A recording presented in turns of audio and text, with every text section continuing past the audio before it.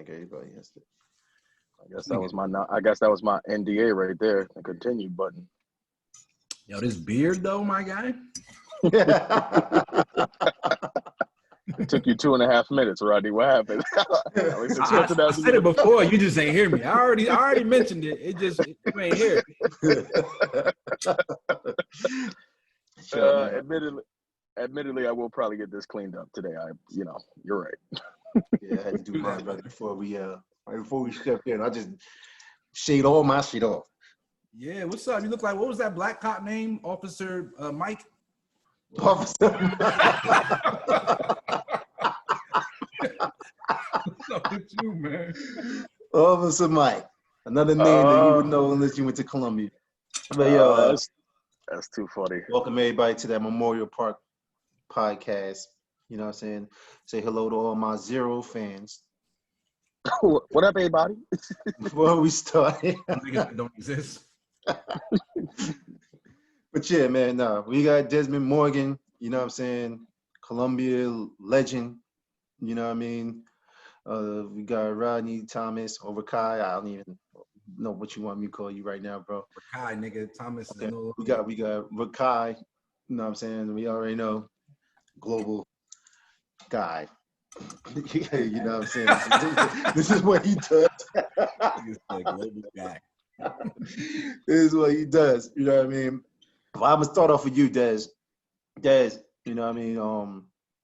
I want you to kind of tell me how you got into basketball and what it was kind of like for you. I know it's two separate questions, and what it was like for you when you came into Columbia your freshman year.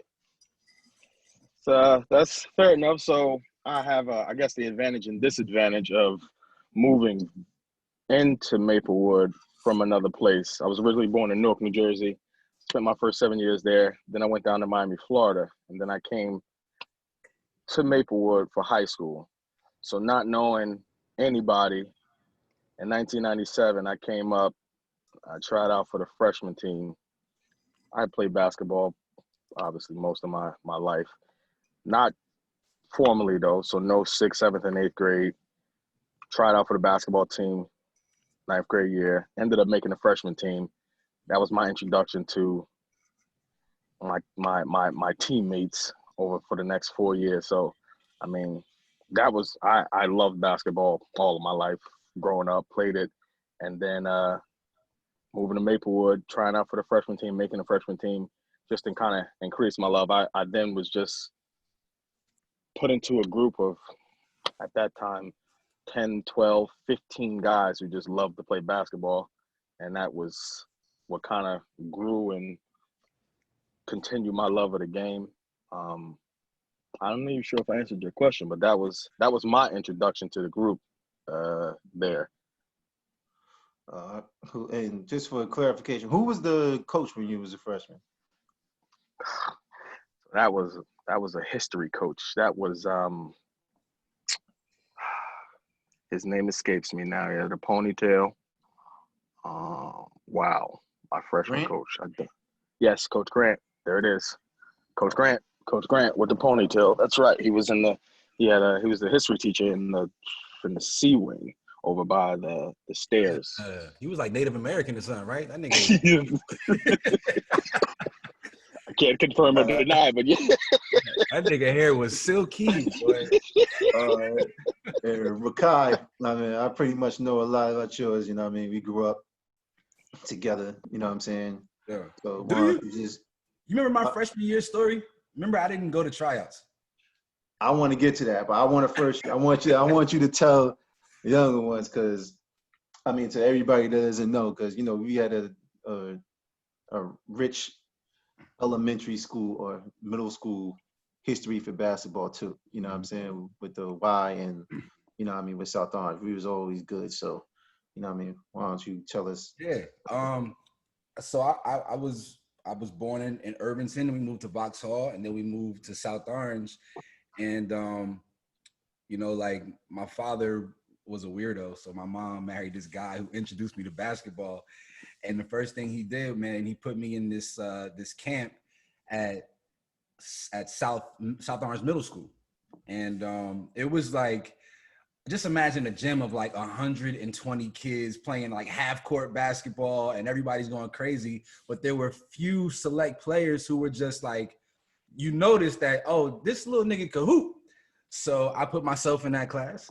It was Doug Rubenstein, Amir Oglesby, Abiola Oki, and just some other random parts. You were in that league too, right? What was that? At South Orange Middle School? No, those names you said that you put in that league. It was Doug Rubenstein, Amir Oglesby, Abiola Oki. It was a couple. I just remember those because I think I used to bust Doug's ass there, and then Amir and Abiola, they were on my team, so we were kind of like a cheat code in that league. Okay, but is that why you put them in there, or? Nah, they were good back then. They were good. Like they're a year younger than me, but they were always like pretty solid. So like they were good. They were good. They were cool. They were cool to play with.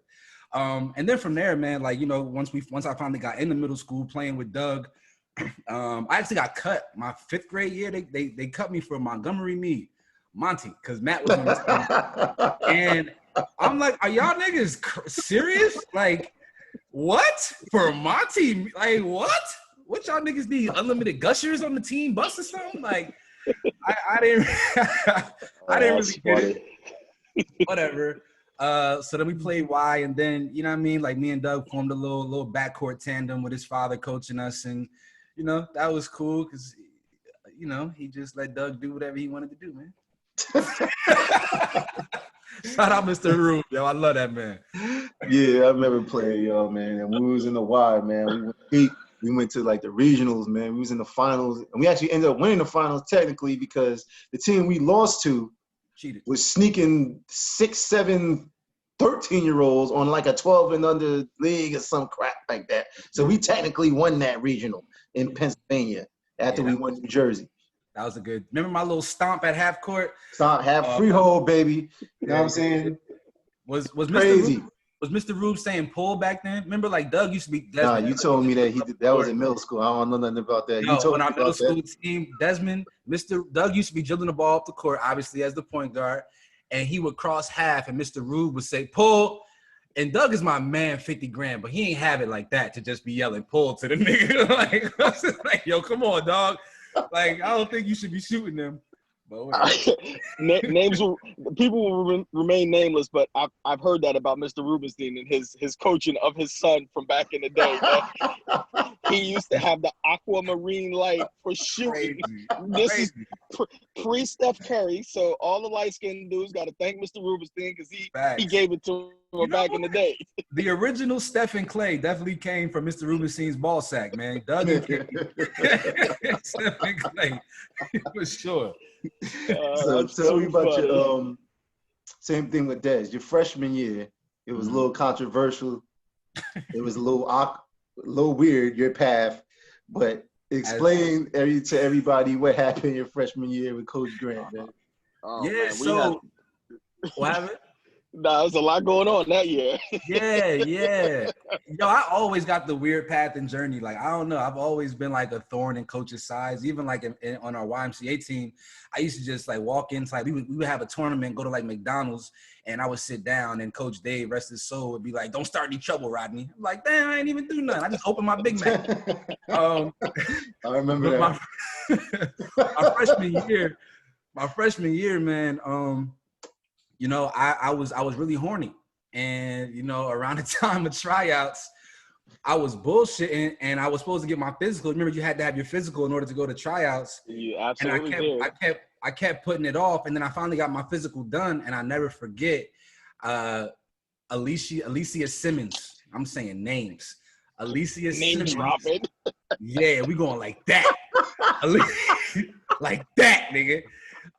Alicia Simmons was like, you need to come over to this house. And it was like the last day of tryouts that I hadn't been because I didn't turn my physical in. And it was like, either go to this house and get some buns or go to tryouts. And I opted to get some buns. Which, for the record, turned out to be the right call because you ended up on the team anyway. I made the team anyway. Yeah. Shouts to priorities at the time. Yo, I'm such an idiot, dog. If I would have took life a little more seriously, I could have did a little bit better, but whatever, it is what it is. I mean, but what'd you do wrong? You got the best of both worlds. See, if you had went to trials and not got the buns, then you would have just not got the buns. But if you, I mean, assuming, but had you done what you did, which is basically the best of both worlds, so you didn't miss out on nothing. You made the right decision. But as we all know, as grown men now, the buns don't ever really go away. They're always gonna be there. They're always gonna be around. So, I wish I would have dedicated more of my energy and spirit and effort to basketball instead of like women chasing. I got you, man. All right, so back to you, Des. You know what I'm saying? So, as me being, I think you were 2 years ahead of me, so I was like, what, 7th, 8th grade? That's probably when I started really looking at, like 96, I want to say 6th, 7th grade is probably when we started really knowing what was going on at Columbia basketball-wise and going to games, stuff like that. So I know that your sophomore year, you ended up on varsity, sorry, as a sophomore with you and Aaron. AD. So how did that happen? Did you know you was gonna make the team, or did you just get that much better, or you dominated on freshman year? What happened? I mean, a long backstory to that. Aaron and I lived around the corner from each other. So when I moved to Maplewood, he actually was quite literally 2 blocks away from me. So we knew each other. I knew him. I met him obviously my 9th grade year, and he was already on varsity. I ended up making the freshman squad. So through the freshman year, we became friends, obviously going back and forth in terms of being dropped off at houses. And then into that summer, I probably will admit that I definitely dedicated myself to getting better. Had a couple opportunities my freshman year. I ended up playing 1 game of JV. So I was lightly familiar with Coach Bailey, and he was lightly familiar with who I was. And then, so that summer, my stepmother, I love her, she actually ended up buying me a hoop at the end of my freshman year. And so I had no issue, no complaints, or no reason why I couldn't get better. I had a hoop in my backyard. So every day I'm outside shooting, working on my game. At that point, I committed to basketball, I'll put it out there. I started sleeping with a basketball in my bed coming after my freshman year. So like just dedicated myself to getting better. Unfortunately, I did. I had a kind of we call it a shooting star to go at. So I had somebody in my class who was already there. So that's what I just did. I just made it my business to work on my game to get better so that I could. And then I ended up my sophomore year. By the middle of the year, I was starting my as a sophomore on varsity. So, I mean, it was that summer after my freshman year, just putting in work, getting better, working on my game, and probably growing a little bit because I was probably, I'm only 6'1", but I probably grew like another inch at that time from my freshman to my sophomore year. And then I was able to find myself on the varsity at that time. Cool. All right. And that year, I'm trying to think. I can't even remember. So tell me who the players were, and like kind of like what their roles were. Like who was the guy, or who the guys on varsity, and how did they treat you as a sophomore? How did Bailey treat you? Those guys with open arms. So I mean, I'll be frank. The guy whose position I took and who had a lot to do with me being able to make the transition was Keith Middleton. He was funny. He was the starting point guard at the time. Keith was a point guard? I mean, yeah, he was a 6'4" point guard, so he was in the backcourt. For the record, I just want to say, for the record, I'm laughing because he said the guy's position I took. I'm not laughing at his ability or anything like that. It's what happened, and to Keith's credit, I don't know if he saw it coming or him being mature enough. I distinctly remember him taking me outside of the gym and talking about it, and kind of ushering me into that position. But Keith was a starting guard at that time. Howard Williams, he was a transfer. He came from St. Pat's. We had Maurice Hunter, who was on that team. Jake Forbes was on that team. Maurice Mitchell was on that team. Donald Glenn was on that team. So there were a lot of guys. That was a good team. That had been playing a long time together. We just, I think we probably won over 15 games that year or close to it. But they treated me with open arms. Darian was on that team. I distinctly remember Howard, like, he was a big dude. So at the time, he was 6'4", light-skinned guy in the halls of Columbia. The bear hugging me every time I would walk past him in the hallways. So they opened their arms to me. I was just like I said, a sophomore on that team, and I was just trying to make my way. Not every time I turned the ball over, I distinctly remember I used to look at Coach Bailey to see whether I was coming out the game or not. So as a sophomore, I didn't have that much rope. So everything I did was to pass the ball to somebody else who had more JUX to get away with whatever they wanted to get away with at the time. All right. And Rodney, back to you. All right. So your freshman year, you end up making the team. My man Mark ends up getting cut somehow. I remember that. And he ends up cursing the coach out and getting back on the team. Yeah. I remember that like it was nothing. So, you know what I'm saying? I remember that a lot of, you know what I'm saying, you was probably, honestly, I don't even know if I ever even told you this, but you was probably getting a lot of hate, man. I mean, people was coming to me like, yo, this dude came to one tryout, son. This dude came to one tryout. I was busting ass all tryouts. He came out, just made the team, son. Like, yo, you know what I'm saying? I don't even know if I ever told you that, but it did happen. You know what I'm saying? I remember laughing about it. But explain to me kind of what were you destroying people in trials and that's how you got on the team? Or I mean, I you know what, I made somebody fall in trials. I don't remember who it was, but I made somebody fall, and it was a moment. But I you know what, like, you know, we grew up playing basketball together every single day of our lives, and I always felt like I was pretty good. I just never really took it seriously or whatever, and as seriously as I should have. But I always could hold my own on the basketball court, and I think that, like, I have a really good feel for the game. I know the game of basketball very well. We've coached together, E. You know, I have a good understanding of the game, and I do, like, really watch the shit. Like, I love basketball. And I think, you know, if you marry those two with somebody who has, like, long arms, and as a freshman, you're going to say, okay, this guy has the ability to, like, down the line be a key contributor to this team. And I think they probably just put me on the team, you know, because of that, and also maybe some of the reputation that I had built up from middle school. Okay. And how'd that year end up for you, your freshman year? How'd that year end up? It was, I don't really remember, man. Like, that shit is a blur. I think, I don't even remember who was on that team, to be honest, except for Mark. Was Ian Torello on that team? I don't really remember that year, man. I don't remember much about that. You know, I think I played pretty good. You know what I'm saying? Like, I knew that, you know how you know you're doing something all right when the guys on varsity will, like, be on your ass about certain things. And I remember, like, certain guys from varsity, like pulling me to the side every now and again and saying, yeah, stop being a dickhead. You know what I'm saying? I was always, like, a little troublemaker or whatever, and they would always, like, pull me to the side and beat me up, haze us, you know, like y'all used to do on that wild Paul shit that y'all used to be doing. I remember somebody got really bad in the rubber band, bro. And I'm not going to say the name because they be getting angry, but. I done seen some boys break on the hazing tip. Yo, Des, they haze y'all when you was a freshman? No, I mean, probably not as much. My class had like I said, like a lot of guys, so it was kind of harder because there was like 20 of these jokers. Y'all went hard on us, bro. I remember Pauls. Woo, they had a nigga upside down against the wall. I said, "Oh Lord!" Yo, y'all made somebody cry, bro. I'll never forget that shit. I'm not. It was crazy. Oh, shit. Yo, Darian and G. That's who it was.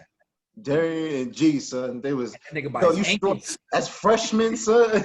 You know, you can't get away from them dudes. He's so big, bro. Like, you know what I mean? They had this dude, man, and it wasn't right. Now that you're bringing it up, it's probably big Gerard Ohan. He was about 6'4", and he out there looking like LL Cool J. So yeah, that sounds about right. Man, that was bad. That was. All right, Des, back to you though. But I remember your sophomore year. I remember this exactly, bro. It kind of seemed like for a while, man, Like, I think I lost a Union every damn year in the States, bro. So my sophomore year, I remember I went to that game. Your sophomore year is my 8th grade year. I went in. I was kind of just not deciding. I always wanted to go to Columbia, but, you know, I was trying to convince my parents to let me go because they thought if I went to Columbia, then I'd probably end up, you know how people think. You know what I'm saying? So they took me to the game. I was playing Union. You know what I'm saying? It looked like, I think I just got smacked, honestly. I think I was in the game at one point, but they had this dude named Muhammad, bald head, light skinned dude. I remember that.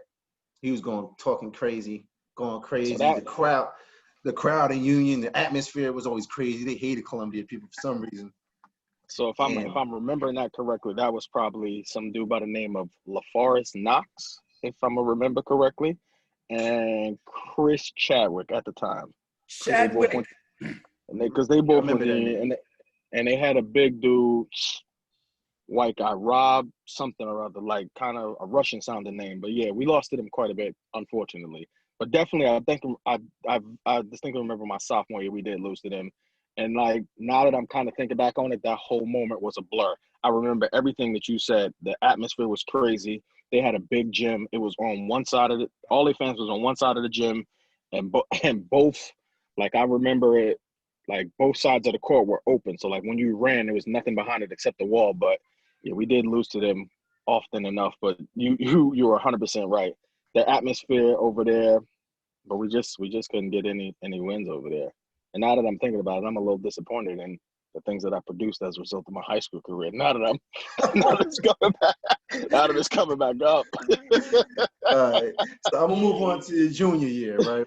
Now this is your year. And this is when I come into the picture. You know what I'm saying? when things get better for me, right?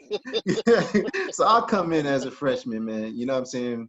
I played JV for a couple games. I think it was like 4 or 5 games. And I want to say it was either Luther or Mike. Somebody ended up getting hurt. You know what I mean? I just remember Bailey waiting for me after the game. You know what I'm saying? And he's like, "Are you ready?" Yo, you know what I mean? He's like, yo, you ready, kid? You're up next. Time to come. You coming to the game tonight. I'm like, tonight? I'm like, yo, I didn't even practice. Like, I don't know. I'm like, all right, whatever. So, you know what I mean? I went to that game. That game was Colonia. It was a Christmas tournament championship, and y'all ended up losing that game. You know what I'm saying? But I just remember just being there, just being happy to be there on the end of the bench, just looking. I remember, no offense, I remember you got stripped and some white dude just came there and did some crazy dunk, son. And I was just like, damn, they ain't doing that on JV. Like, you know what I'm saying? That was probably one of my AAU teammates, Justin Durkat, because he went to Colonia, and that was a Cindy Pools tournament. Another underwhelming performance by the kid over here. Our junior year, we won. I don't know how good you did that game. I just remember, you know how it is. When you get older, man, you just remember those plays. It's not the whole game you remember. You just remember those plays. You know what I'm saying? Our junior year, we didn't win that tournament, and that was like kind of cakework for us. Like we would go down there and win that every year. So like my freshman year, I won it on freshman. My sophomore year, when I played varsity, we won it that year. And then my junior year, we did not do that well, and I think we ended up going to a different Christmas tournament my senior year. Yeah. Or did we go back to that? So the next game, we ended up playing Ramapo. And that was my first game ever, right? So I just remember Mike Abdul-Qadir, no offense, just Asian kid, man, crossing the shit out of Mike Abdul-Qadir. Every time down the court. What kind of slanderous podcast is this, man? This nigga out here assassinating niggas. Crossing the shit out of this dude, bro. No offense, but it happens, son. It just happens. That's the way it is. You know what I mean? I talk about myself too, but so I'm just remember there looking. I'm like, this dude, like, I could. If he do that to me, I'm taking it. You know what I'm saying? But I knew I wasn't getting the game, so I thought so. He's like, all right. He takes Mike out the game, and the next thing you know, he's like, Eddie, 6 men off the bench. Nothing, bro. I remember, I think I maybe had one practice with y'all, and I'm looking. I didn't get up, and he's like, him and Chap turned to me and looked like, you want to play? I'm like, oh shit. So I just remember getting up. I was at the end of the bench. I'm walking past all these seniors and juniors, sophomores, whoever, right? And I know what they think. In the same year, I would have been thinking. You know what I'm saying? So I'm walking kind of like, not looking, like, damn. I go to the scorer's table. He puts me in, you know what I mean? And my first point ever was Ola stole the ball. I'm walking, I'm running in, you know, just in case he missed. But some odd reason, this dude jumps in the air, turns around, throws me some over the head zoom pass like 2 feet away from me, hits me in my neck, right? I catch it like this, and I go with my left hand, it goes in. And I'm like, yo, thank God, right? But I'm saying this to say, I actually want to thank you, Des, because, I mean, I don't know if you knew this, but you was really the first person to be a fucking dickhead to me when I walked on to fucking varsity. Nigga, I'll never forget. The second time I got the ball, right? The second time I got the ball in that very game, I catch it, I hit a 3. I shoot it. Because I'm kind of nervous. I'm like, yo, I don't want to throw it away, so let me just shoot it. I shoot it, it goes in. So I'm, oh shit. I come down, I don't know if it's back to back, but maybe like a couple of plays later. I ended up with like 11 points that game. I come down again, you pass it to me again, I just shoot it. And it goes in again, right? And I'm like, yo, what the fuck? This is crazy, right? So halftime, now I'm 3 for 3, right? Halftime, Dez comes over to me, puts his arm over me, right? We walking into the locker room, and he's like, I'm thinking he's gonna be like, yo, man, good job, you know, I'm doing the kid. Good. Leans over and he's like, don't force it. Don't force it. The fuck you talking about, bro? I'm 3 for 3. Don't force it. What the fuck is going on? Oh man. What the fuck is going on? This is crazy. Right? Let me apologize for Desmond in 1999 because that's a clown move out of me. That shit was crazy. So I'm like, one of the very few. I mean, no, sorry. One of the dickhead moments that I got. It wasn't the reception I got was nothing like how you got when you was playing sophomore. Apparently. I feel like you're right. So like, yeah, you're right. It was a lot of teammates, right? So me, Mike, Luther, Arnie, Fred, John. Garen played freshman ball. Barron, God rest his soul, Stanley was on that team. So like there were a lot of guys whose minutes you were just taking at the time. So I probably was I was riding with those guys. So I didn't probably treat you fairly. God, I apologize for that. That was kind of was crazy. Kind of so bad move out of me. The next practice, right? We going in, you know, Billy used to have those 3-on-3 rebounding drills, right? He throw it on the glass, everybody. Yeah. And I'm just noticing, all right, Dez, like, I got him. He's matching up with me, right? So I'm like, all right, cool, whatever. I don't think nothing of it. You know what I mean? And Dez not even looking at the ball, son. He just tackling me, throwing me on the ground. I'm like, yo, what the hell is going on? Like, what the fuck is this? So even basketball, Bailey's looking at me like, hey, man, you better do something. You know, you're going to let him just throw you around? I'm like, son, I thought we was on a rebounding drill. Son, this nigga ain't even looking at the ball. He just, as soon as the whistle blow, he just running straight into me, knocking me down. I'm like, yo, what's going on here, right? I guess I have to admit I wasn't as gracious or as mature as Keith because I saw somebody who was coming for my minutes and I was not going to go away as kindly. Nobody taking your minutes, Des. Your minutes were solidified. It would have been niggas like Stanley and like David Jenkins. And, you know what I'm saying? Like, your minutes were good, bro. Man, I'm sorry. That's not good. I apologize. You know what I mean? So I was just like, that was crazy to me. You know what I mean? And I felt like, I'm like, oh, well, okay. And I remember, I don't even know if Rodney remembers this. I remember talking to him. I'm like, yo, I don't know what it is, though. But these dudes, they're going extra hard. Like, these dudes ain't gracious at all, man. You know what I mean? They talk shit. They tackling me. They roughing me the fuck up in this motherfucker, bro. This shit is crazy. You know what I'm saying? And then going into that, just to end that year, and then we're going to get to you, Rodney, because I don't want to go straight to your sophomore year without finishing the freshman year. We end up, I think, with Union again that year. And this time was some of the biggest choking I've ever seen in my life, son. Yo. Not from you, Des. Des actually played his regular game. Well, you know what? Me. I ain't gonna lie to you, Des. I can't remember, so I'm assuming. But Gerard Owen once caught the ball. Now, G was dunking on everybody that year. I never seen – and I don't know, I want to throw this into it, but I'm sorry, Rodney. But He said, Marion told me this. He was like, yo, I never seen somebody just catch the ball. He caught the ball on the block and just walked to the free throw line with the ball. Didn't dribble. He just turned and just walked with the ball when somebody fed him the post. Because we had a conversation about how he kind of choked that game up the night before. So Barry was telling me, he's like, I ain't never seen no choking like this before, bro. He's like, I saw G catch the ball and just turn around and just walk across the lane with the ball without dribbling it, son. And not even, I was like, yo, this is crazy. I think we ended up getting blown out that game. It was like semi-close, like a 10-8 point game, I think, throughout. But we was better than them, no doubt. And I just remember at the end of the game, the only other thing I can remember is Kev Martin crying his ass off, son. Did he play? Walking to the locker room. Huh? Nah, he just transferred. He wasn't playing, right? Yeah, just he transferred. I think he did play that game. I think he played towards the end of the season. He was. Yeah, I remember him, and then Stanley just being like, "Yo, Kev, shut up." Sounds appropriate for Doc. He don't say much, but whenever he do say something, it's poignant. You know what I mean? But I just remember that though, and I'm like, yo.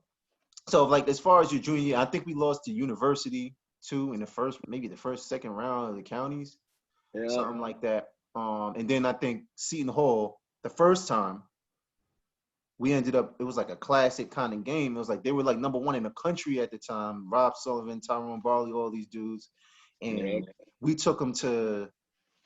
We was up 2. I want to say going into the fourth, or maybe it was down 2, and then. The classic story of Kevin May. The wheels fell off probably. There was like an 8-point play involving Kevin May, who came in for literally 20 seconds. I want to say he came in, got 2 techs, got ejected, threw his jersey into the stands, and they hit a 3 at the buzzer. Yep. And that was the last. That was the last thing I can remember. That'll do it. That'll do it against 2 close teams. 8 points. Get 6.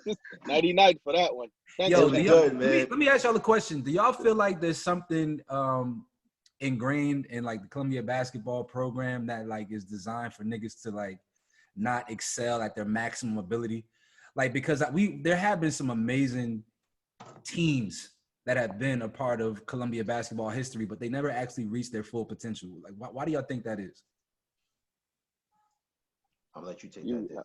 You make a good point. Just not that. No commitment level, right? So like you would expect like that high level of basketball talent, like for it to be going year round, individual work.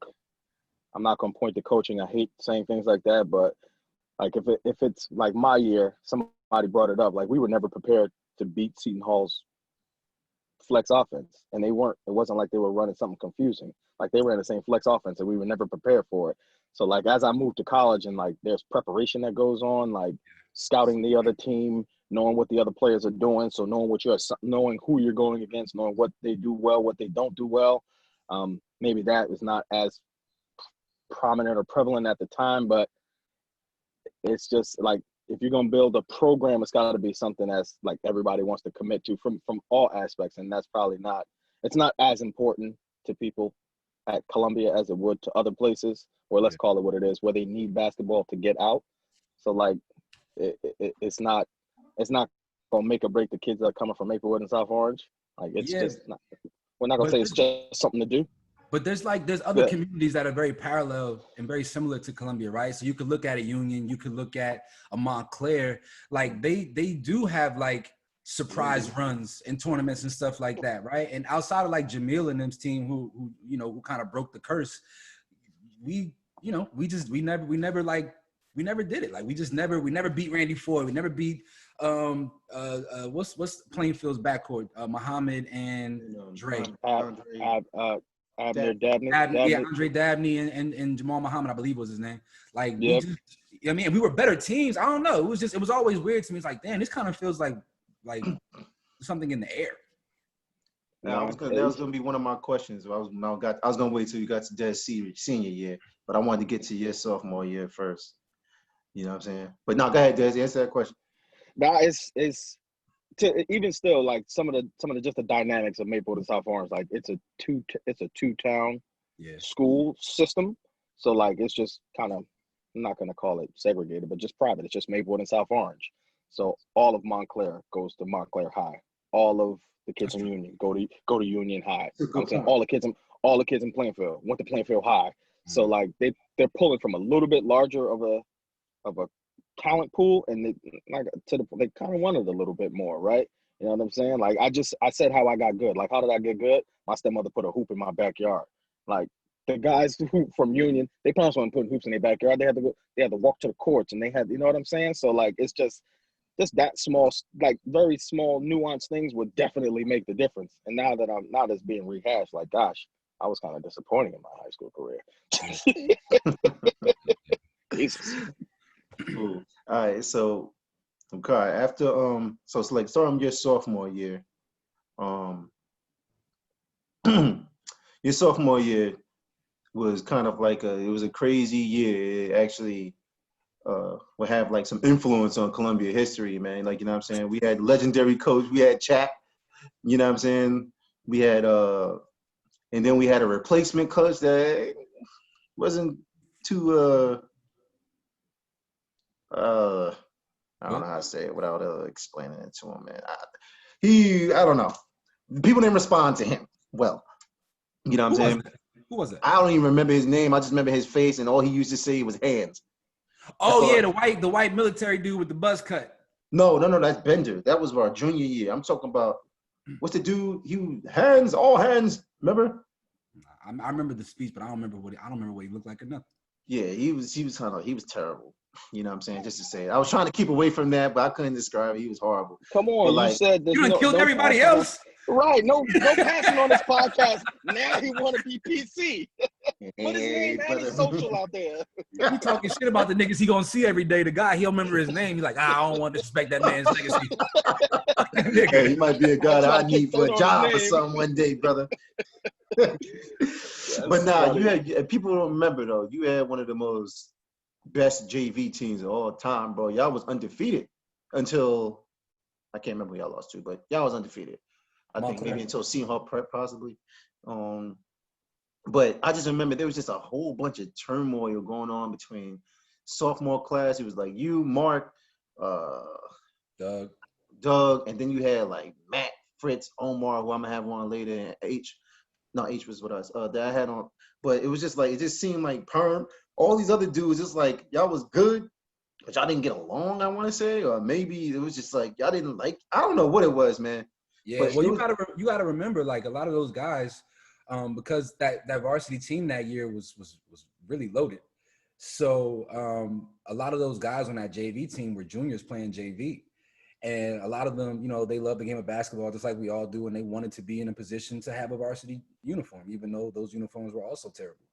You know what I'm saying? So I feel like that that makes you feel like you're less than, and when you're trying to prove yourself, you know what I mean? Like you have a chip on your shoulder, and anybody who is in close proximity can feel the brunt of that disdain of not being recognized and respected at your talent level. So, you know.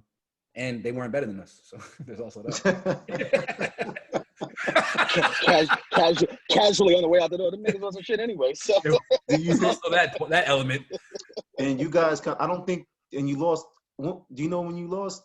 I know you had the county tournament. Yeah, I might have lost to Montclair in the county tournament at Montclair.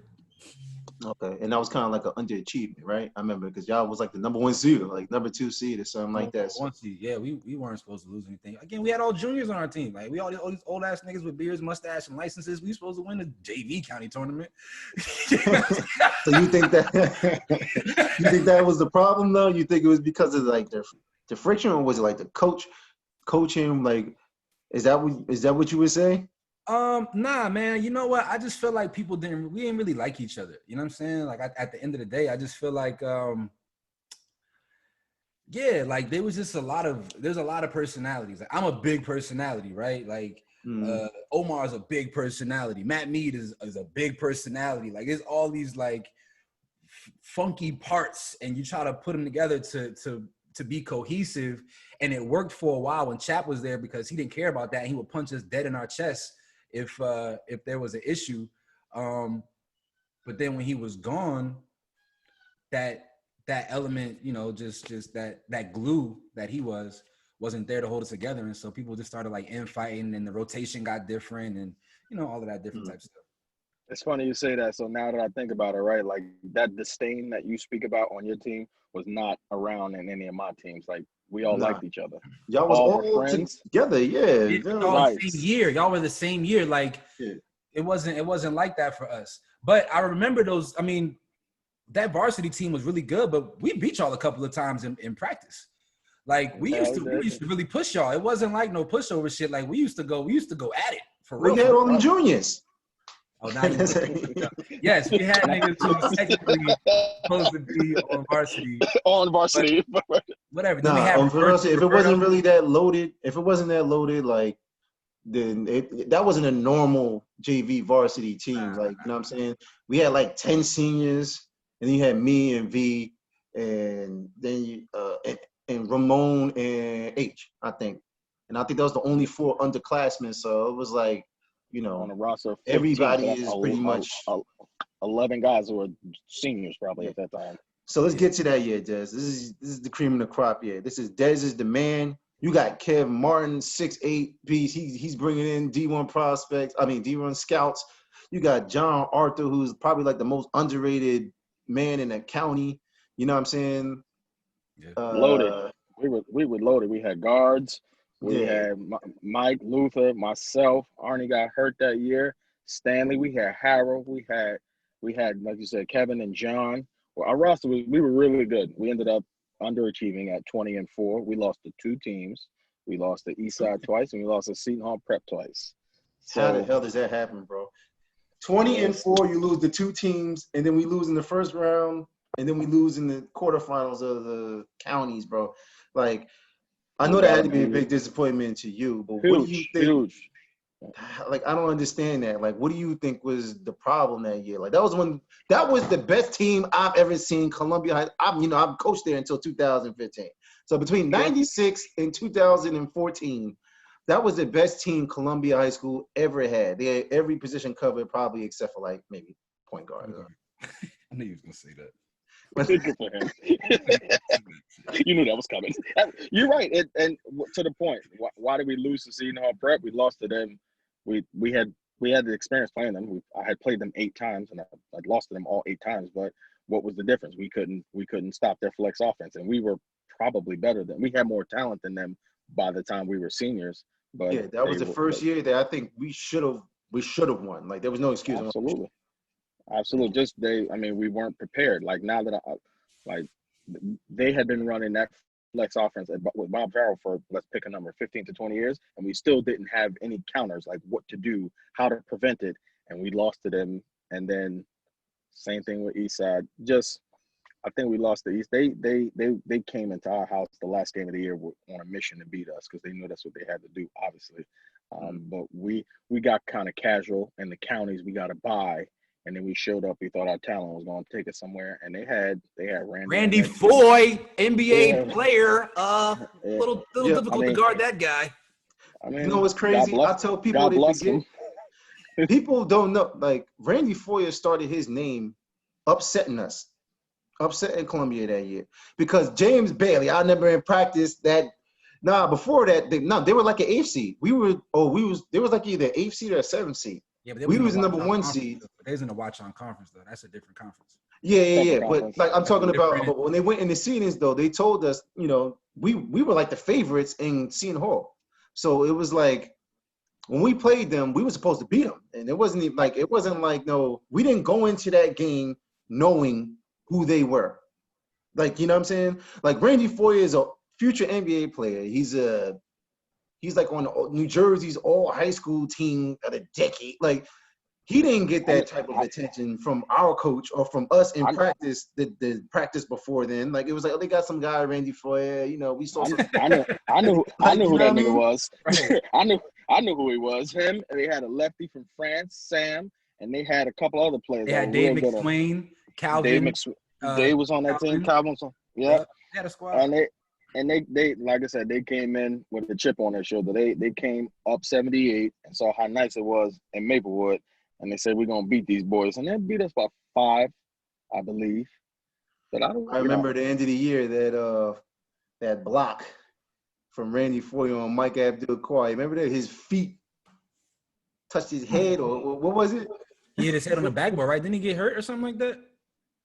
Oh, that's crazy. That I can't remember. Did he? I don't know. That was crazy. I'm gonna have to contact Mike off podcast to find out what happened because he'll remember. He'll tell me. I'm also gonna tell him you was roasting him on his podcast. Nah, I got nothing but love for Mike Abdul-Qawi. Mike, not for one of the friendliest people to me, believe it or not. Like, Mike was like the friendliest person. He would throw me the ball at the end of the quarter. Sometimes, I ain't gonna lie. Sometimes, I remember one time I wasn't even I'm trying to make up for it now, nigga. You said nah, it's true. You see that backpedaling down. Let it rock, man. Let it breathe, man. Just let it breathe. It's all right, brother. Hey, like I said, the truth is the truth, right? He got blocked and he helped me. Two things can be true at once. You know what I'm saying? Yeah, but yeah, no, that was definitely a disappointment that year, though. You know what I'm saying? Yeah, and that's a lot. A lot of wins that went kind of unnoticed, but we beat some pretty good teams. Morristown was always good. Randolph was always good. Mm-hmm. But we just two teams that had our number. But to the point, we were pretty good for hindsight, right? I'll take those same 5 guys that I played high school basketball with. I still may take some of them old jokers now. We could go out and make a difference. But back then, 15, 16, 17, 18 years old, we ain't had no idea what we was doing. As long as you add Garen's newly tall ass, you better be I was gonna get to that too. That nigga's a game changer now, boy. 6'5", stretch 2-3, defend a lot of different positions. And since we got out of high school, like playing with him, like after that, I'm like, Jesus, if I'd have had that in high school. Could you imagine? I'd rather not. Garen was always good though. It was just short, I think. Like, you know what I mean? He was short and weak. Yeah. He was very weak. Yeah, he had no muscle freshman. At all. Nah. He played freshman with us though. At that time, he was 5'4" at the time. But no way. He was 5'4" when he graduated. So he's 5'4" his freshman year too. Damn, that sucks, bro. He ain't go to be 6'5" till what? 2 years into college, or 2 years after he graduated into college. The craziest story ever. Yeah, it is. It's wild. I want to get to Rodney. We're going to wrap up your junior year, your senior year real quick, and then we're going to get to what this really is about. You know what I'm saying? With the hard questions. So, hey, hot, real quick. So, your junior year, you know what I mean? Desmond and all them left. I remember that. You know what I'm saying? I remember I actually tried to bounce my freshman year, yo, because he ain't played me that last game against Union. And I was like, F this dude, I'm out. I went to St. Peter's, yo. I was in St. Peter's, but I'll never forget. We was playing, I think we were scheduled to play them in like that Big Apple Classic at Seton Hall. And I was going to play with St. Peter's. But then they told me, and then I was practicing with them all summer. Dude, everything was all set, yo. And then like the day before that Big Apple Classic, I think it was on a Saturday. On a Friday, dude came to me and was like, yo, you didn't pass the test. I'm like, I didn't pass the test. I'm like, bro, I've been in school here for 2 days. What you mean I didn't pass the test? It's like, yo, you didn't pass the test, bro. I'm sorry. Like, you know what I mean? You can't go here.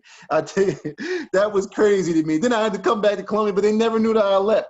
That was the crazy shit about it. You know what I'm saying? Yeah, I'm your best friend. I never knew that. Yeah, that was crazy. You didn't remember that summer I was practicing with St. Peter's the whole summer? Yeah, but I didn't know you was enrolled in the school. I wasn't. They start school before we do. They start school in August. They start school like 2 weeks before we do. So I was in there with the khakis, with everything, bro. And Nick Hamilton, everything, bro. You know what I'm saying? And then they just, a day later, or 2 days later, they came to me and was like, yo, you didn't pass the test, man. We can't get you in. I'm like, damn, whatever. I guess it's good for Columbia that you can't read or write at the particular moment. So, yo, our junior year, right now, all that shit happened on JV. Pretty much same shit happened. Friction between juniors and seniors. You know what I mean? Me, H, Phoenix, I think was the only Ramon ended up getting cut some crazy way. Yeah, that was Did he really? Yeah, that his senior year he got cut? Yeah. Barely cut him on some wild shit, bro, because Ramon was talking hellish shit. I just remember that, yo. That was a sad day, Columbia, man. That wasn't right. That was wrong. That was my guy. Yeah, Ramon, yeah, he did him dirty, yo. Like, you know what I mean? I think he was just talking he was tired of Ramon talking to him every type of way. Let that nigga, then Ramon turned Crip. It's a slippery slope. He came back the next week like, what's cracking, nigga? We big Crip. I'm like, oh shit. He started banging. Basketball was saving this nigga's life. Either you got a wicked jump shot or you slinging crack rock is what he said. Yeah, that ended up being crazy. But our junior year, you know what I mean? We didn't have much expectations. Everybody had pretty much left. We didn't even have many people come back. But we knew we had talent, but we couldn't put it together because, you know, like I said, barely couldn't really get us, the juniors and the seniors, on the same class. We was kind of, not beefing, but like, just didn't really, I don't know, man. It was just hard, yo. You know what I'm saying? We kind of went like 13 games or something like that, 14 games. You know what I mean? Nobody really had a great season that year. I want to say maybe Phoenix had a pretty good season. You know what I'm saying? But we ended up going Plainfield and losing that first round and losing the shit bad. That was an interesting year, man. Remember those? I played JV the first 3 games, and remember that? I remember that. I remember you being on the team because you used to play. I remember not passing you the ball in the corner one time. They was trying to teach me a lesson. Oh, I think I do remember. You did something, right? Yeah, I'm like, yeah. I remember that. Man, stop playing with me, yo. Des, they had me on JV for 3 games, and then, but I would like play on varsity. I was like, varsity. Come on, stop with this bullshit, man. Like, I remember that. Yeah. Because we barely used to do shit like that, play mind games. Yeah, like, come on, bro. So then finally, when he was like, all right, you just be varsity full time. I'm like, cool, thanks, bro. And I'll never forget, we were playing Morristown, and you know that team, Jeff Middleton was a sophomore that year, but he wasn't really ready. But because I was the tallest person like in our class, niggas had me playing the 4. And I'll never forget, they had me guarding like Jamar Thorpe, right? Thunderous Dominique Dawkins, dunking ass nigga. And I remember him. Yeah. But I remember on 2 possessions back to back, they went to him one time and I blocked his shot. They went back to him and he had to kick it back out. And then the very next play, I came down, went up for a rebound, and Harold was falling. And he undercut me, and I fell on my wrist. And I remember I fucked my wrist up, and I was out for like maybe 2 or 3 weeks.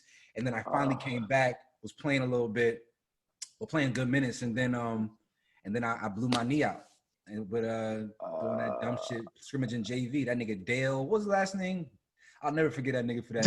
I remember him. That nigga, son, we were doing like a shell drill. Like, we weren't even, like, playing a game. Right. Yo, a nigga threw me the ball, I'll never forget, on the right side. You know what I'm saying? And I got the ball on the wing, and this nigga just ran full steam ahead and, like, didn't stop and ran through and banged the shit out of my knee, son. And I was like down, and, you know, back then you couldn't, no weakness. So they was like, oh, you being a pussy, get up. And I'm like, all right. So I get up, I go through practice. We have a game the next day. I think we play like, I don't know, Roseland. I don't know. I remember that. Nobody believed your knee was hurt. Son, I was like mad slow. I'm like, yo, my legs move faster than this, and I couldn't fucking move, and nobody would fucking believe me. And that's Phoenix was jealous of you, right? I kept fouling niggas because I couldn't move my feet. And then, like, that night, I remember I'll never forget this, bro. I'm sorry I'm talking long, but this was a very passionate and serious year of my life. Nigga, it, like, snowed the next night after that game, right? I might have fouled out that game because I couldn't move my feet. The next night, it snowed, but y'all came over to my house, E. And I'll never forget, my mom was like, you need to shovel the snow. And I was like, yo, my knee hurts. I can't do that. And she was like, ain't nothing wrong with your knee. I'm like, yo, there's something wrong with my knee. I can't do it. And then I went to bed that night, son. My knee swole up like as big as my head, yo. And my mom was trying to get me to shovel snow again in the morning. And I'm like, yo, I cannot shovel snow. Something's wrong with my knee. And then finally, I was like, yo, Marion, please, yo, come look at my knee, man. My shit is not normal. And he looked, was like, God damn. And they took me to the hospital. I ended up being in the hospital for a full week because the doctors couldn't figure out what was going on. And for whatever reason, I don't know, and I missed the rest of my junior season. Oh, yeah, I remember that. And that's crazy too, because I started the season off injured. I didn't come back until after January or Yeah, after January, middle of January or later January. Because remember, I got hurt in that Big Apple Classic we was talking about, man. I shot a jump shot and what's like a flagrant foul now in freaking NBA. Some dude slid under my freaking foot when I was shooting a jump shot and took me out for half the year, my junior year. So I missed the whole. I tried to play the first game against Morristown, and I just couldn't move and barely. It was just like, yo, man, you gotta sit out, bro. We done. Like, until you get better, you can't come back and like, you know what I'm saying? Yeah. And that shit. So half of my junior year was gone, and then even when I came back, man, it wasn't like, I want to be honest with you, because you know you be in there with Vanessa, and you know how she is, man. All she talk about is rice, rest, ice, compression, and elevation. That don't work for everything. You know what I'm saying? She's screaming at you. I hated being in there, bro. I hated being in there. I didn't take my injury seriously. You know, when you're younger, it's not about, you know, you think I'm just get better when I get better. Like, I can't do nothing. Like, you can't do nothing to make it better. So I think. No, right. Like, you know what I mean? But she used to be on me every day. Like, you ain't doing nothing. I'm a top belly, man. You don't even want to come back. Like, I do want to come back. I just don't want to be in a freaking ice pool for freaking 2 hours of the day, then come during my lunch and have to do it there. Then these stupid roles to do. I just don't feel like doing that.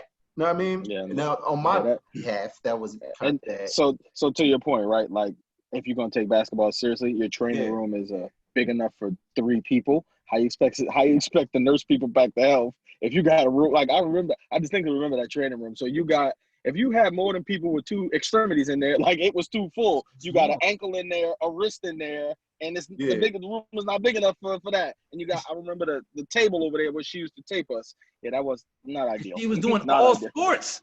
Yeah. She wasn't even just doing basketball. She was doing like gymnastics. I'm like, I don't think this is going to be a good operation here, sis. Like, I don't know. 100%. Cool. All right, so I want to get to it now, right? I'm going to start off with you, Des. I mean, we can just see his questions. I want the top 3 guards from Columbia that you've seen play with your own eyes. I'm not talking about Mark Bryant and none of these dudes I want the top 3.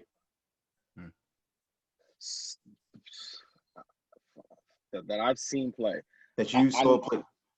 That I played against. The person that immediately comes to mind is Keith Harvey. Really? Yeah. I didn't see Keith play in high school, but I caught the tail end of him in the courts down in Memorial. And I mean, full disclosure, I think Keith has a tattoo that says "In Guards We Trust." I will admit that is my Yahoo email address, and I stole it from him. So, that's crazy. So to go back, shouts to Keith Harvey. So he was probably what I remember, and Fran and Phoenix's older brother. I didn't see him play, but I played against him in Memorial. Like, Fran had it back in the day. Like, he could get to the hoop. He at will. He could shoot from distance. So, like, playing against him, like, I always, whenever I would see him at the court, I would try to make sure that I guarded and played against him. So it would be Keith and Fran. And then third, I'd probably have to say Howard. Like, he played out of position. He might not have been, like, listed as a guard, but I remember him. He could shoot the ball real well. Mm-hmm. He shot it a lot, but he could shoot it real well. That thing went up a lot, but he could really shoot it. And but like, after I left, I didn't come back home much, so I know that there were players like. Yeah, I'm just talking about the ones that you saw. Right? You like, no, I'm assuming that's probably like from '97 to 2003. Yeah, that one. Because we were like 2 years under you, so 3 years under you would be like 2006. So. Yeah, so probably from 96 to 06, I want to, or am I saying that right? No. Yeah. 02 will be freshman. Yeah, that was it. Yeah. 04, 05, something like that. I mean, I have to give you credit as well for, like, because I distinctly, like you said, you came in your freshman year, my junior year, and I just remember you could fucking shoot that thing, Eddie. He would come in, that thing didn't look pretty, but that shit was going through the net many of the times that he shot it. And that's what kept, you know what I'm saying? That's probably what kept you on varsity, because you was like, you know, the microwave post Vinnie Johnson. You would come in and you need a lot of practice, you didn't need a lot of minutes, but when you came in to shoot, that thing was going in. So I would have to say those are some of the guards that I remember from my time. And that weak ass reverse you used to do too. Yo, son, yeah, you're his best friend, and you absolutely called it that way. you knew before we went baseline, like, oh, he's not going up on the right side. He's gonna reverse that. You know he's gonna reverse that shit every time. Every time he's gonna reverse that shit. But some niggas never caught on, brother. Rodney's got keys to the castle. That's your man, so he knew from way back. I know everybody's shit. I knew everybody move. I know what you about to do. That's too funny. All right, Rikai, what's going on with you? So 3 guards, I need to know. And you, and let me say this. Jamil Grace. Yeah, I was about to say, you and me have been watching Columbia basketball from like 96. And then you was with me coaching, and you seen up until, I don't know, probably at least 2014. So you got a bigger variety of everybody. So this actually means coming out of your mouth is going to be, you have a bigger pool than Desmond has to pick, because he admittedly didn't watch. Yeah, you know what I'm saying? which makes it tough, man, because it's like, you know, when you compare eras and stuff like that, like, it's like when you compare like Dr. J to, I don't know, Vince Carter or something. It's like, it's a different time, you know what I'm saying? Yeah. But without question, Jamil Grace is the greatest basketball player that I've ever seen wear a Columbia basketball jersey, and it's not even close. Really? Okay. It's not even close. I've never seen someone so fucking good with CHS across their chest. All right, so I guess I don't got to ask you my follow-up question. Okay, you just answered it. But go ahead. I think, man, like he broke a curse, right? Like they won the county tournament, right? No. What they do? They beat somebody really good. Well, for their junior year, their sophomore year, that's what Ryan Bacon and them. Yeah, they lost. Wasn't Ryan on that team? That's right. They lost in the county final. They lost in the county final. That's right. I was at that game at the at Essex County. But I mean, wasn't that the kid that went to Seton Hall and then came back to Columbia? Yes. Okay. Yeah. I know of him. Short kid. Bro, I ain't never see a dog like that before. He was so cold, dog. He was so cold. Anyway, yeah. So Jamil. Are we just talking about nice or like actually had a great career as well? Because those two things aren't necessarily the same. Well, it's kind of like how we be discussing. We be like, yo, who's the greatest? Is it the career? It's kind of a mix of both, right? You know what I'm saying? Like Jamil did it on the court and anywhere he went. You know what I'm saying? So then I mean. Okay, so if that's the case, because Phoenix is like, you know what I mean? Like nobody could guard Phoenix, right? Yeah, he's in mine. So yeah, but it's hard for me to put V in that class, in that category, because it didn't translate. Yeah, you know what I'm saying? Like, but Des was the lead guard on the team that only had 4 losses for an entire season, and he was someone, when I was growing up, like, you knew Des was very serious about basketball, and he was someone who was elite at it. So Des is in there, and then the third guard. Thank you, brother. I appreciate that. Yo, Des, you were cold, bro. You were cold. I'm glad Eddie didn't bring up that time you swung on me, but whatever. Whatever. You missed, nigga, but you did it. Oh, did I really? You don't remember that? Oh, yeah, I almost caught that, bro. I was sitting right next to him. Yeah, that was on the team bus. Yeah, that was crazy. Anyway, what? You can't just give me a story. What? Give me half of that story. Do you really want to know this? Should we do this? Yeah, just leave it alone, brother. Yeah, just leave it alone, brother. Just leave it at that. I'm gonna have to make some time on my own to get on Rodney's schedule to find out.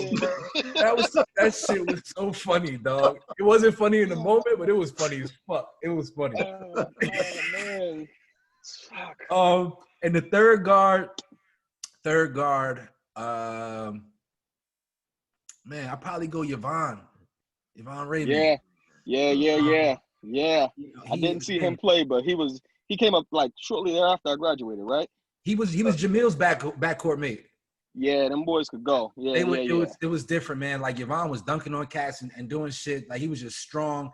And E is my man. I really wanted to put E in there, but I don't want to pander to the audience. No. You know what I'm saying? Like you know, like you definitely were special and you had a great career, but no, I admit it, man. I wasn't better than Jamil. I wasn't better than Yvonne. I wasn't better than Des. You know what I'm saying? They had stuff that I didn't have. Like, you know what I mean? I didn't have the handle that all 3 of them dudes had to to go with. I scored a lot of points, but it was basically on just know how to play the game, man. Like, you know what I'm saying? So it's interesting, man, because what ends up happening is you end up coaching Kenny, and Kenny kind of is like the next version of you. You know what I'm saying? Like, in terms of just being able to shoot the basketball at an elite level at a high clip.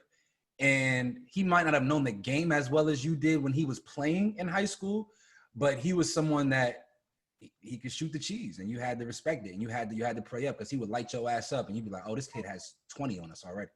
yeah, I want to say maybe Kenny had more little stones than I did, maybe possibly. You know what I mean? He was more of a I don't know. You know, I never thought about that question, but that wasn't a question, but you know, I see where you're coming from. Like, yeah, we is both shooters. You know what I'm saying? You know, yeah, I can see that. All right, Now, so Rodney, going to my next one. Now I need the top 3 forwards from you, Des. Oh, this is easy. Forwards, I mean, I love him because I played with him, Maurice Mitchell. Like, he's now 6'5". I mean, Maurice Hunter, Mo Hunter. Like, he's now 6'5", 240. And if I would have had that in high school, we'd have never lost no games. He, like, I remember with Mo, I knew whether we was going to win or not if he caught a dunk in the game. If he dunked in any game, we was going to win that game. So, Mo as a forward, I remember him. And I'm not gonna forget the Nigerian nightmare, Olasende. Okay.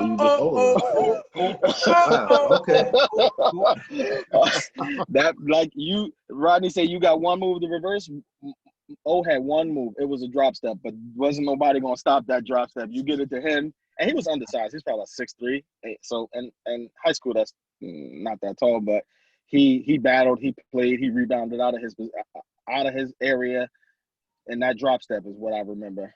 And then I probably definitely had to put John, because John he was silky smooth. Like, John would get 15 points and he wasn't even sweating.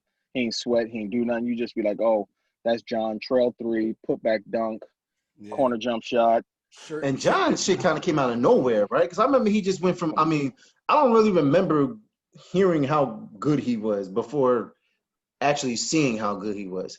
Like, you know what I'm saying? Like, he was a person that it was one time, he's really good. And like, you know what I mean? So, like, John was a part of that group of those guys that played all the time. John did not play with us freshman year for I don't know what reasons.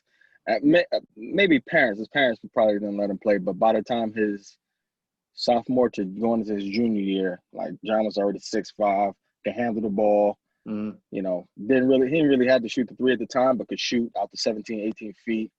And it was kind of makeshift. Like, you just put him into that roster that we were kind of guard heavy. Like, we were all kind of the same height. Me, Mike, Arnie, Luther. We needed somebody a little taller. You know what I'm saying? And John was that. And he just did his stuff, and, like, he wasn't even really sweating. So those got to be my 3 forwards if I gave you 3. Who you got? Ryan Bacon. I missed him, and I know he was a dog. I missed him, and I knew he was a dog. Let me ask you. Oh, okay. I'm gonna see. Go ahead. No, because I was going to answer the next question. Go ahead. Yeah, Ryan Bacon, John Arthur. Although, you know what's crazy? As good as John was, man, like, he wasn't even close to what he should have been. Right.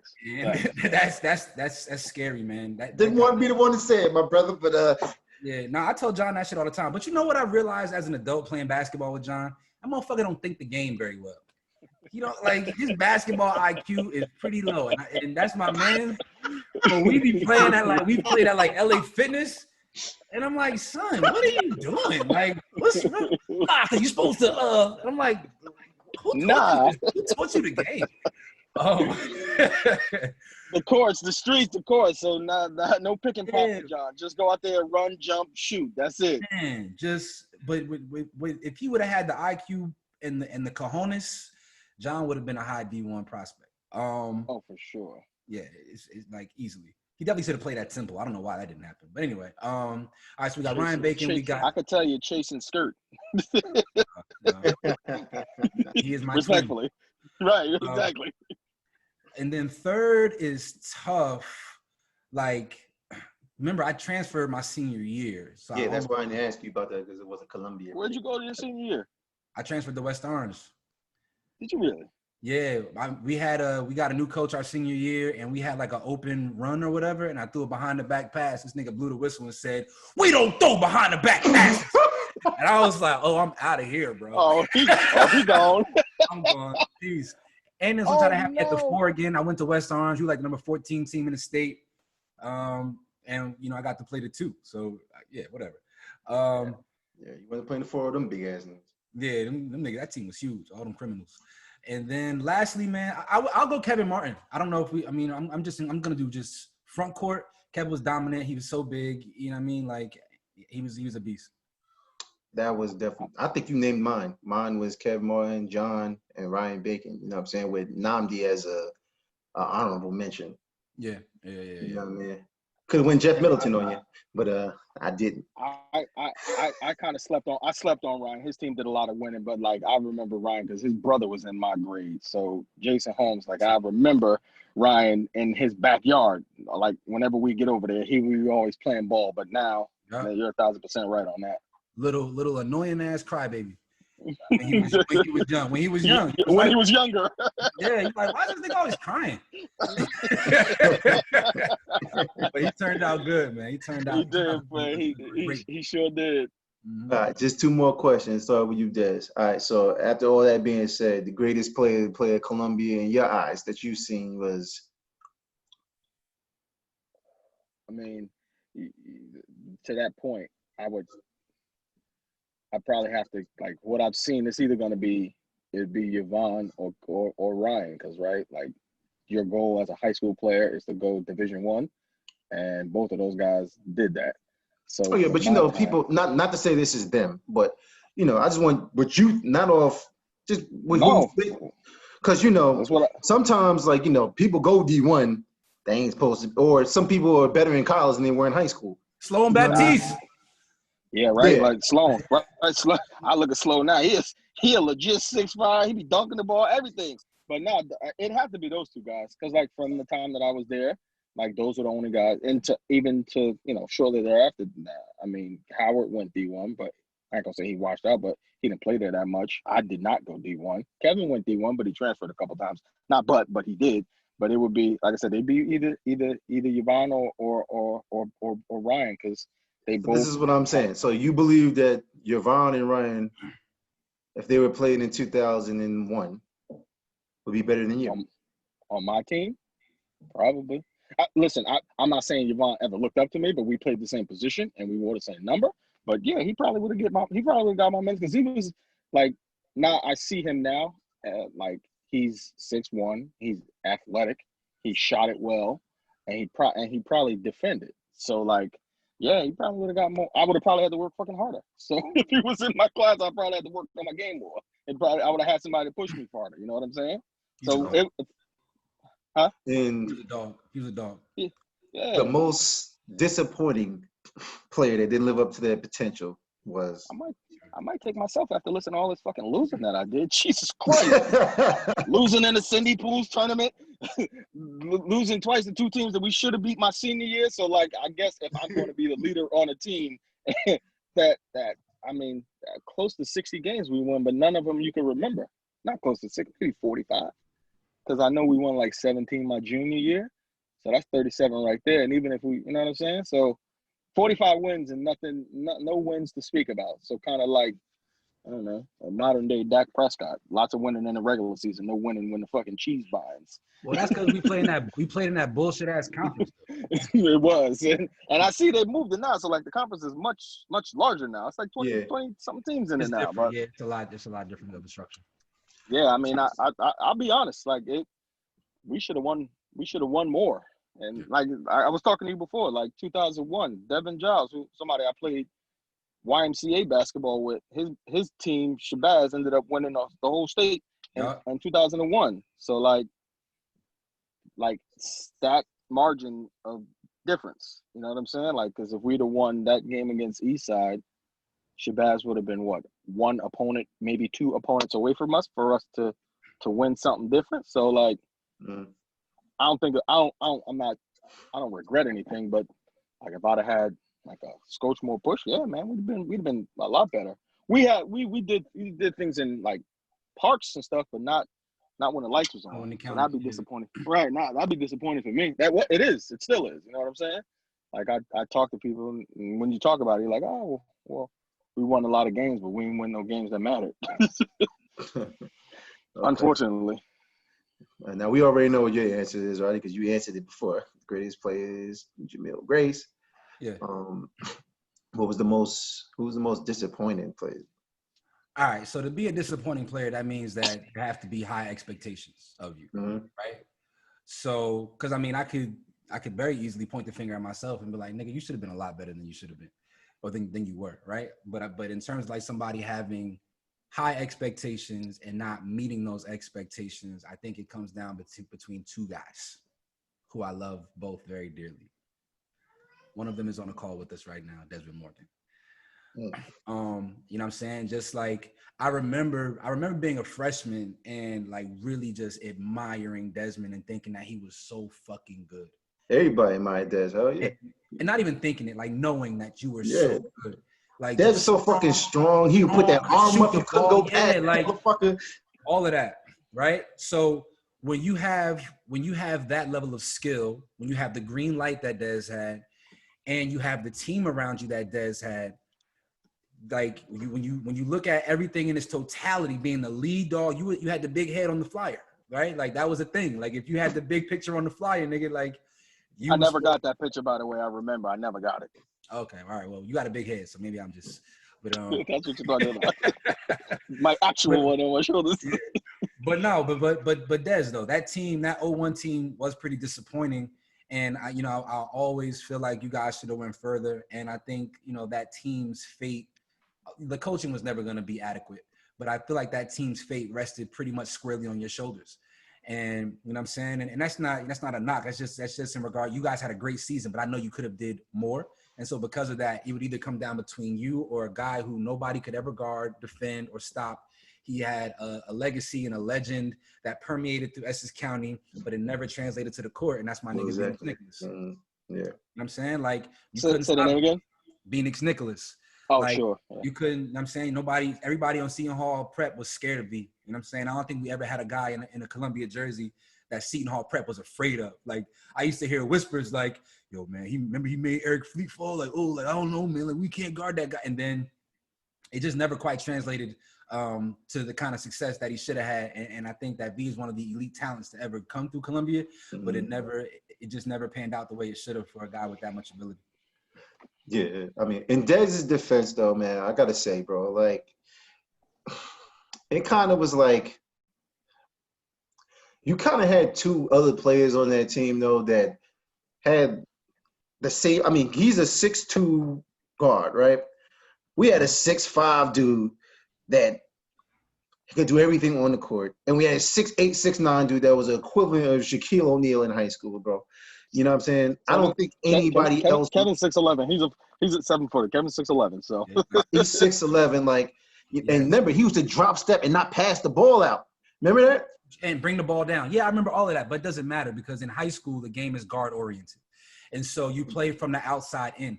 And so, you know what I mean? It wasn't like we had an intricate offense in high school that was going to allow the pin down for John to pop out and use his ball handling ability. Like, we had a very antiquated offense, and it all ran through Dez. You know what I'm saying? Like, he wasn't the point guard, but you were the guy that was tasked with putting the ball in the bucket most consistently. That was on you.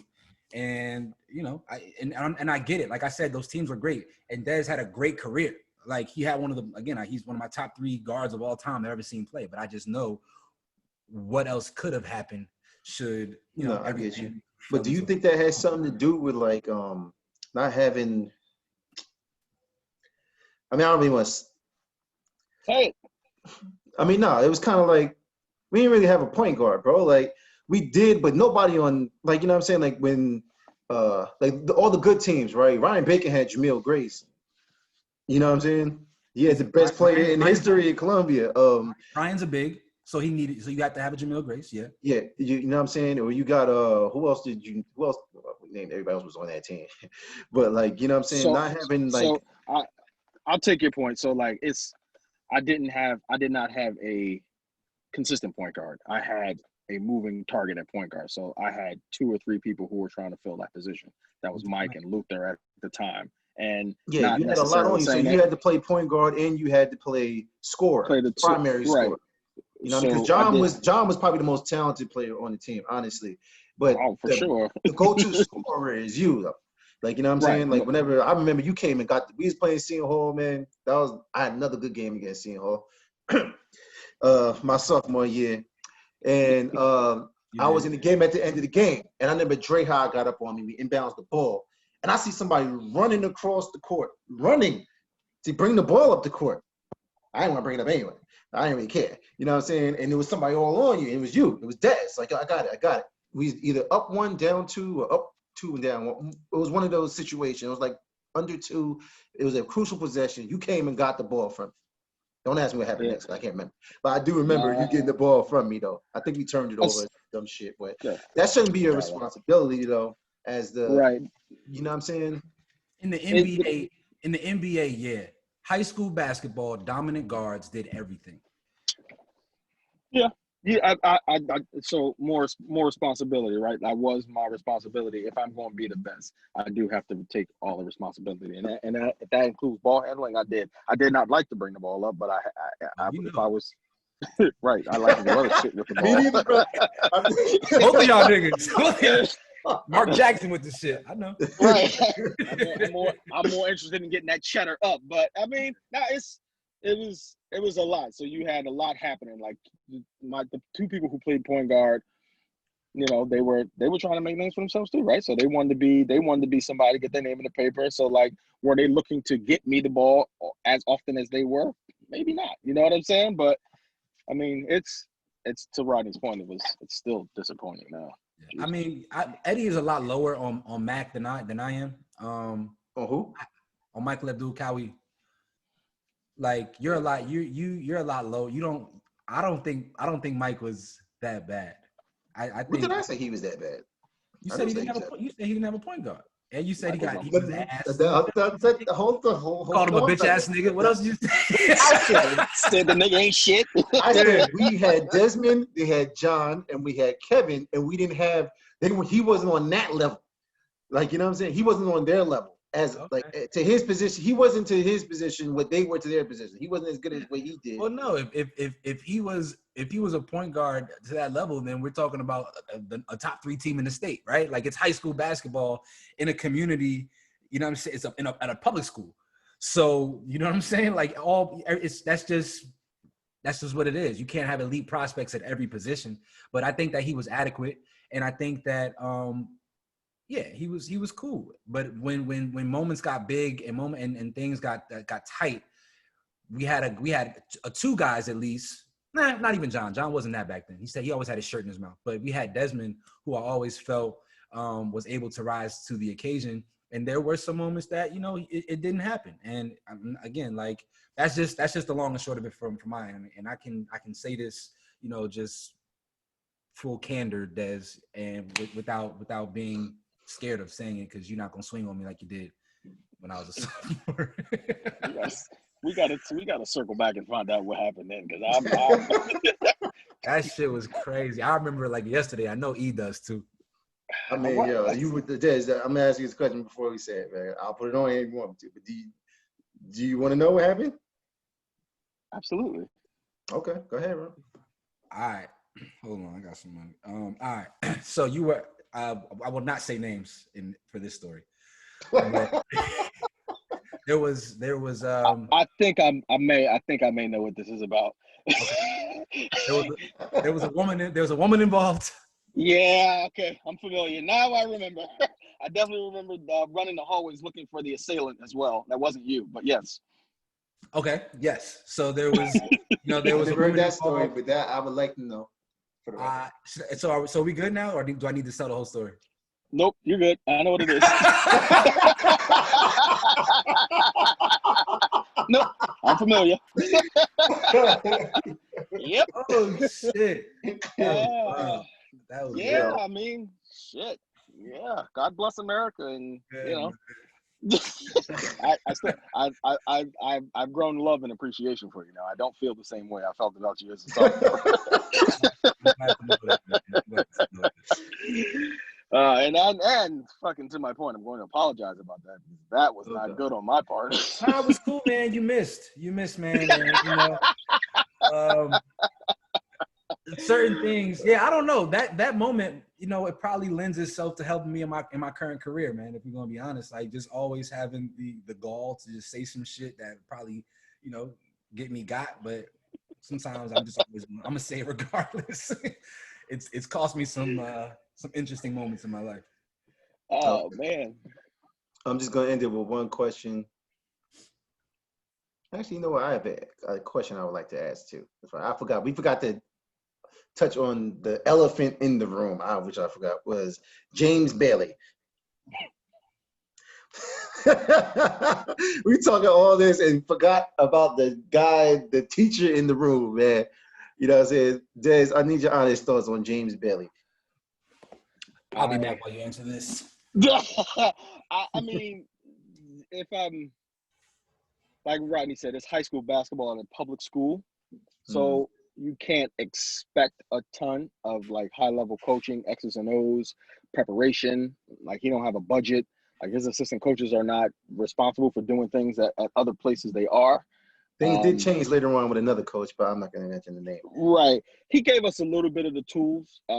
We conditioned as like a basketball team, but like we got all of our wins on our talent, right? Like Rodney said, we didn't run a vastly confusing offense. I think we ran a motion offense, right? Motion, right. So pass one time. If Desmond don't shoot it, it goes to the center. If the center don't shoot it, there was no shot clock at the time. So by the time it gets to him, it's probably going up. So it wasn't like super high level coaching. He had very talented players. But like if there would have been a Coach Moore, we probably could have got. I'm not gonna say if, because if it was a fifth, we'd all be drunk. We did not have it, so we didn't make it.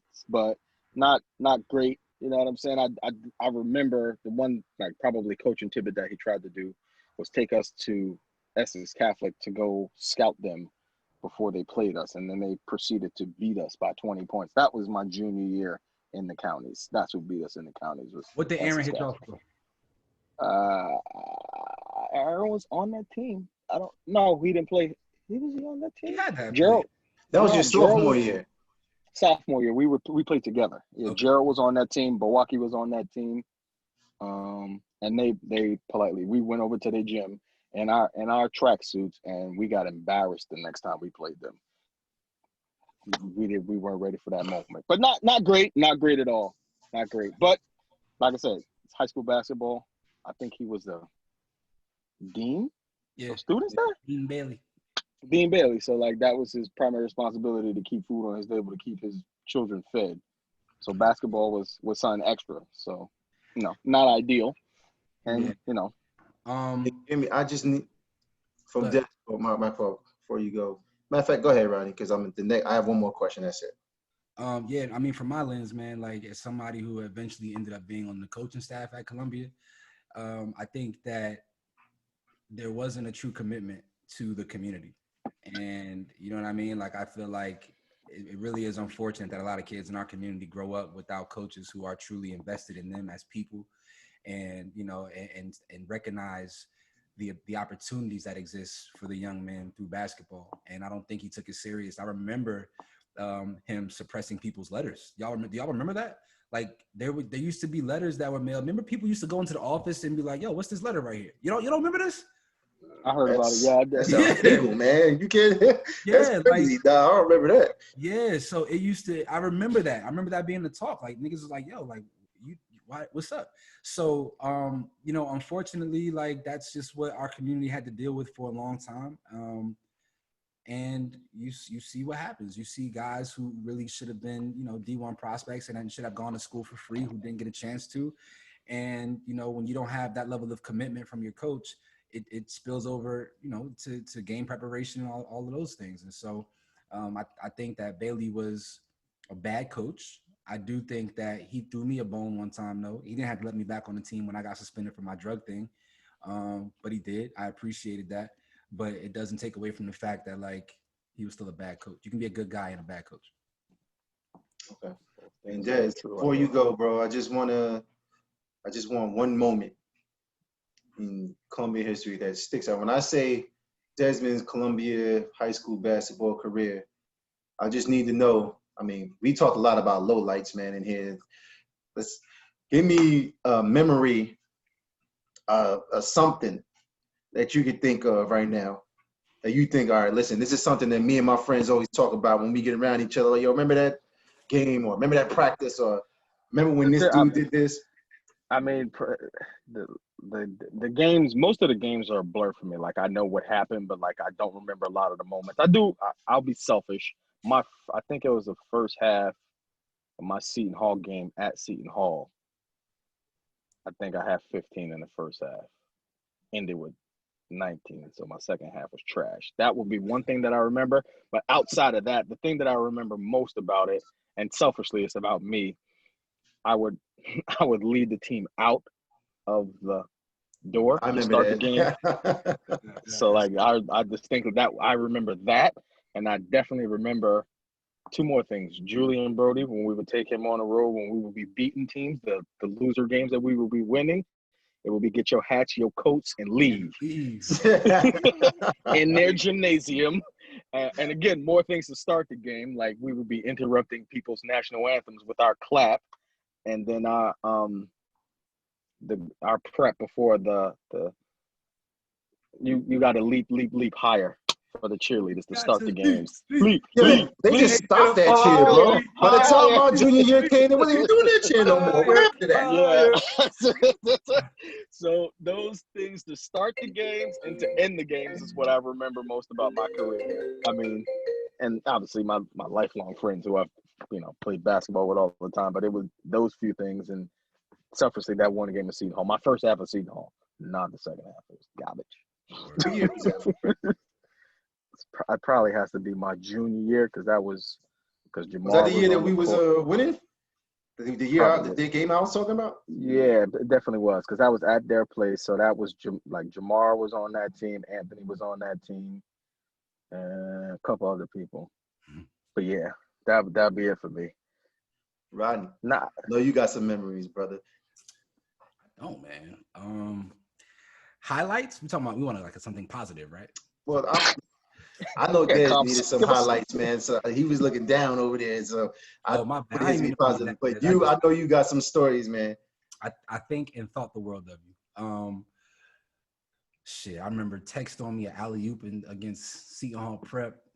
I don't know why he threw me an alley-oop. It was so weird. It was the first play of the game too, and the shit like went in and like spun around and then just spun out, and that's when I knew I was about to have a terrible game.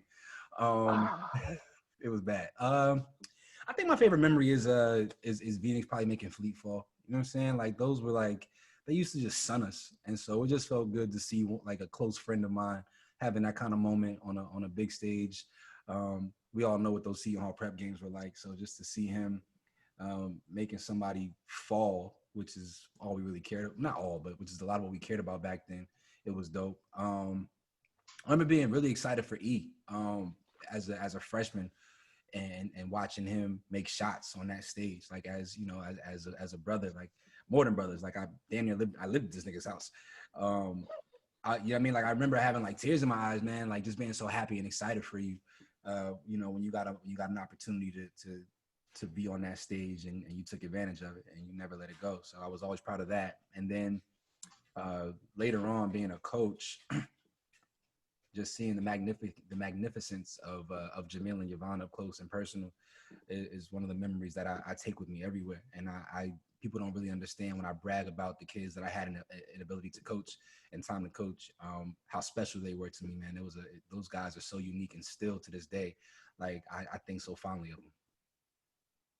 All right. Yeah, I mean, I would have to say, definitely, man, there's a lot of memories. We always talk all the time about remember this and remember that. Like, you know what I'm saying? I would have to say, definitely, I mean, I had a couple too. I remember, I don't know why this is in my head, Joe, but for some reason, the first thing that came to mind would be just because I didn't even know I was gonna ask that question, but the first thing that came to mind in my head was when we was at Morristown, that dude that was dunked on Jeff, and it was like, you remember it was Jamar. Remember? Jeff was a sophomore. That's what I thought you was gonna allude to when you was talking about that. But Jeff was under the basket. Jamar came, and it was like that was the most talked about missed dunk I've ever seen in my life. Like he spiked the ball on this dude's head, but it bounced up to the ceiling. He ended up missing it, but he tried to dunk it so hard on him, but it hit the ceiling, yo. And that shit was crazy. I've never seen nothing like that before. Morristown niggas is different. Yeah, they definitely was. I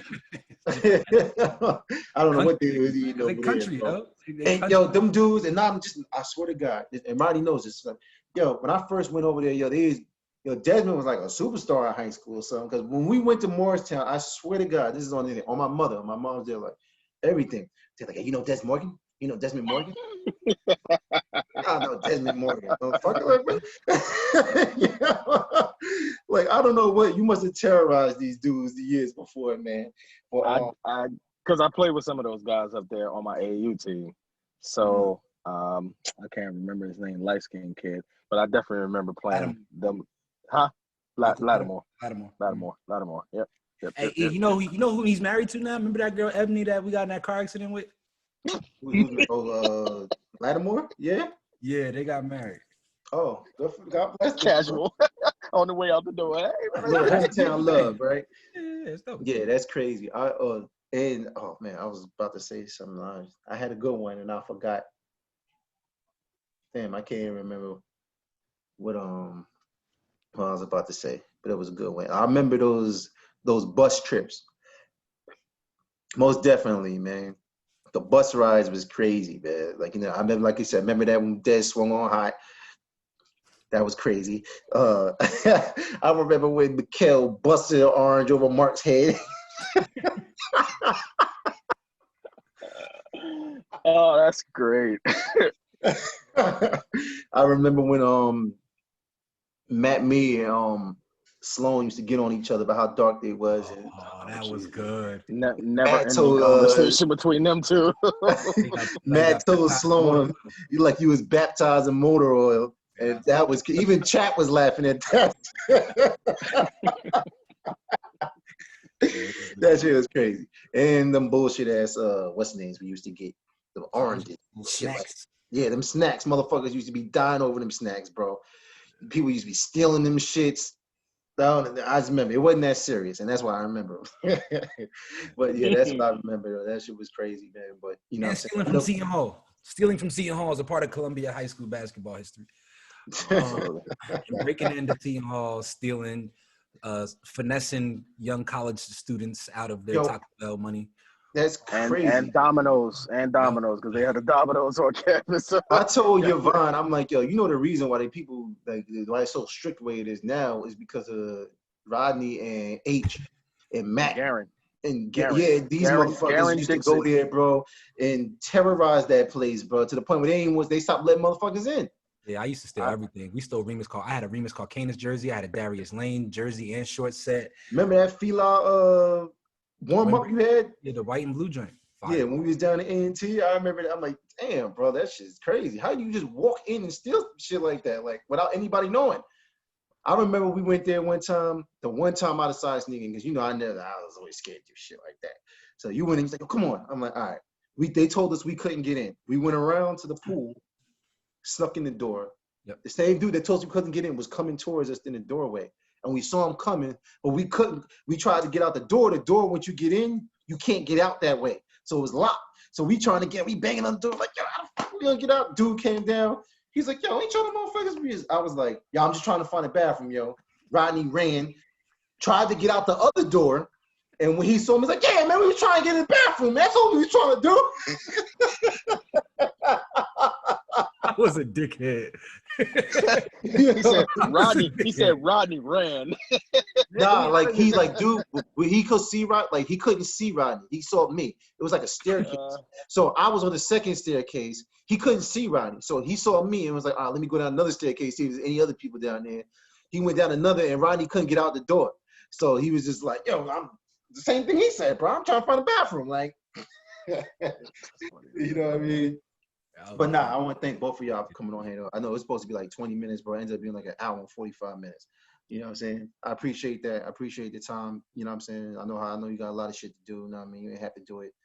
And Des, you too. You know what I'm saying? I appreciate it. You know what I'm saying? I got a couple more people today. I got Stacy and I got H and Omar at 7, which should be hilarious. You know what I mean? So them two, yeah. Fucking I'd like to hear some footage of that. You know what I'm saying? So I'm gonna go ahead and start the recording, bro. And again, thank you. I appreciate it, bro. You know what I'm saying? I hope to have you. Man. Appreciate you. Pleasure. Be good. All right. Take it easy. Let it. I'll stop this shit.